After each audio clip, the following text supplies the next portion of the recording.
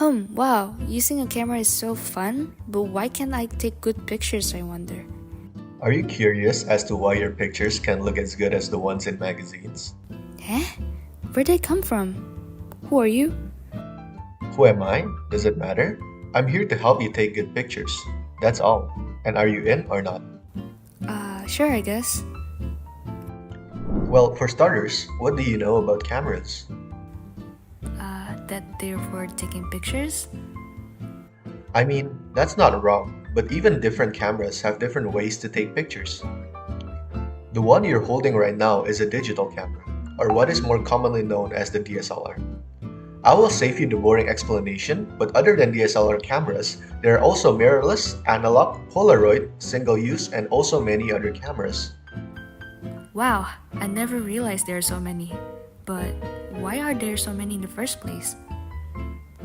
Well, each one has their pros and cons, but generally speaking, all cameras used to be analog, which meant that it took light and directly burnt it into some sort of medium, such as film. Nowadays, most cameras are digital, which means that the light that enters the camera is detected by a sensor that converts it into pixels on a screen, which can then be converted into binary data or lines of codes. Technology these days is really something else, huh? But where does the light come from in the first place? Modern lenses, like the one you have on your hand, usually have two settings, a manual focus and an automatic focus. An automatic focus, as the name suggests, automatically tries to find the subject and determine the focus of the image. This, however, is not always accurate. Manual focus, on the other hand, allows the user to determine which part of the picture needs to be sharp and which part can be blurred. Lenses also vary, but they can be identified and grouped through their millimeter range. A millimeter range is a metric which affects how much or how little a camera can zoom. What types of lenses can go with which camera bodies also vary by a lot, so make sure to do proper research before buying a body and a lens. On top of that, we also have fixed lenses with a fixed millimeter, which means that you can zoom in while using this lens. Fixed lenses are not very adaptive, but they come with the trait of having better image clarity and autofocus features. We also have telescopic lenses which have a very large zoom, usually used by wildlife photographers which can't get too close to the subject of the image. I didn't even know you can focus manually. Maybe that's why all the pictures came out so blurry. Wait, if the lens is already doing so much, then what does the body do? Well, you'd be surprised to know that the body does a lot more than the lens. First up, there is the ISO setting. It adjusts how sensitive the camera sensors are. The higher the ISO, the more sensitive it is. Which means? Which means that it receives more light at the cost of more noise and color saturation. It is optimal only in places with little light. Right, and what does this dial do? That is the shutter speed dial. That dial tells the camera how fast or how slow the sensor opens.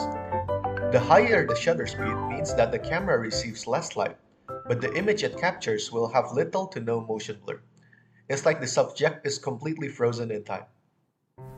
I get it now. So it means a camera with low shutter speed is not good for capturing fast-moving objects.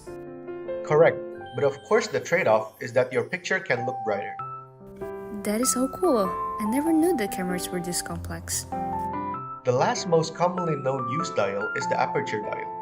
The aperture dial sets how much or how little light that the camera allows to hit the sensor. Wait, I've heard of this one before. The higher the aperture, the less light it takes, but it makes the subjects more discernible and gives more blur to parts out of. How so?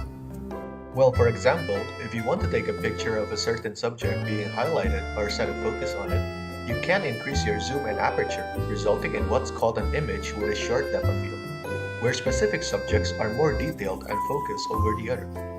Oh, I see. So this setting is good for portraits or single subjects photographs. Correct. And on the other hand, if you need a picture with a wide range of focus, you can decrease both the zoom and aperture of your cameras. And this setting is great for group pictures or sceneries and views. Hey, it seems like you're getting the hang of this. Now, can you explain the difference between these two images? Let's see here. These images have a lot of motion blur, which means it is most likely taken with a low shutter speed. It is also a great way to distort light and indicate that the subject is moving fast. While this series of images have no motion blur, which means that they are taken using a fast shutter speed, perfect for sport and wildlife photography. You got it down to a T. Looks like I'm not needed here anymore. Well, good luck, and remember to keep taking pictures. Wow, thank you, whoever you are.